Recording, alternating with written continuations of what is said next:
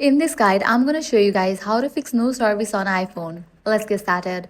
First thing you want to do is check mobile network settings. For that, open settings, go to the option cellular, click on network selection and make sure automatic is toggled on.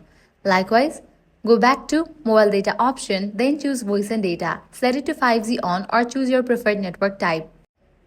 Next up, head back to the main page of settings, click on the option general, click on date and time. And make sure set automatically is turned on. Wrong time zone settings can actually cause service issues. Likewise, enable for the option airplane mode, wait for a few minutes and then disable it. This will refresh your network. Next, update iOS. For that, head back to the main page of settings.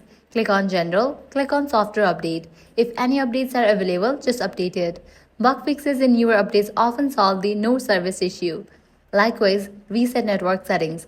For that, scroll down, navigate to the option Reset or Transfer iPhone. Click on Reset Network Settings and go through the process.